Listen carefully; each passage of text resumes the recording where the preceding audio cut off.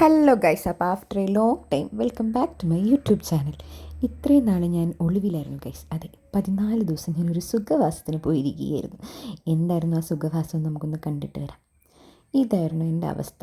Urinary infection കൂടി ആകെ സീനായിട്ട് ഇവിടെ ഹോസ്പിറ്റലിൽ അഡ്മിറ്റ് ആയിരുന്നു കേട്ടോ.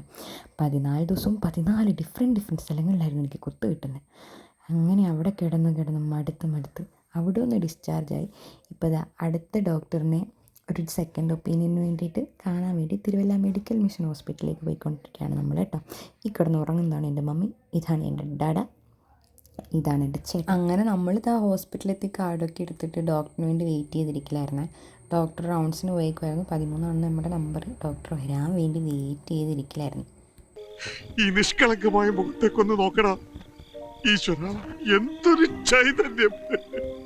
അങ്ങനെ ഡോക്ടറിനെ കണ്ടു കഴിഞ്ഞപ്പോൾ ഡോക്ടർ പറഞ്ഞു ഒരു കുഴപ്പമില്ല മോളെ, എന്നാലും ഒരു ബ്ലഡ് ടെസ്റ്റ് പറഞ്ഞ് അത് ചെയ്തത് കിട്ടാൻ 1 മണിക്കൂർ ലേറ്റാന്ന് പറഞ്ഞപ്പോൾ നമ്മൾ ഫുഡ് കഴിക്കാൻ പുറത്തോട്ടിറങ്ങി. ചൂടെന്നൊക്കെ പറഞ്ഞ് ഒരു രക്ഷയില്ലാത്ത ചൂട്. അപ്പോൾ നമ്മളൊരു നാരങ്ങ വെള്ളം കുടിക്കാനായിട്ട് കയറിയിട്ടാണ്. അങ്ങനെ അവിടെ നിന്ന് നാരങ്ങ വെള്ളം എല്ലാം കുടിച്ചിട്ട് ഫുഡും കഴിച്ച് നമ്മൾ നേരെ തിരിച്ച് പിന്നെയും ഹോസ്പിറ്റലിലേക്ക് പോയിക്കൊണ്ടിരിക്കണം. ഇനിയിപ്പോൾ തിരിച്ച് ഹോസ്പിറ്റലിൽ ചെന്നിട്ട് ഇതിൻ്റെ റിസൾട്ട് വാങ്ങി ഡോക്ടറിനെ ജസ്റ്റ് ഒന്ന് കണ്ടാൽ മാത്രം മതി കേട്ടോ.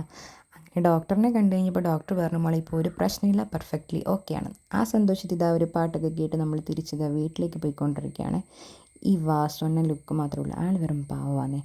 അപ്പുറത്തത് ഉറക്കം തന്നെ ഉറക്കം, എന്തൊരു ശാന്തത. ഇത് മറ്റേ ഫാലിമി സിനിമയിലെ പോലെ 5 മിനിറ്റ് കഴിയുമ്പോൾ കണ്ടോളും.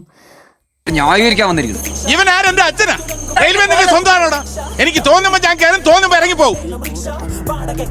കിള്ളിപ്പാലം വഴി പോകണാണ് നീ CITU റോഡ് വഴി പോയാൽ മതി, അതാ എളുപ്പം. ഇപ്പൊ എങ്ങനെ ഇരിക്കുന്നു? വല്ലപ്പോഴൊക്കെ റോഡ് ഇറങ്ങി നടക്കണം, എങ്കിലേ അറിയാൻ പറ്റൂ എവിടെ ബ്ലോക്കാണ്, ഏതാണ് ഷോർട്ട് കട്ടെന്ന്.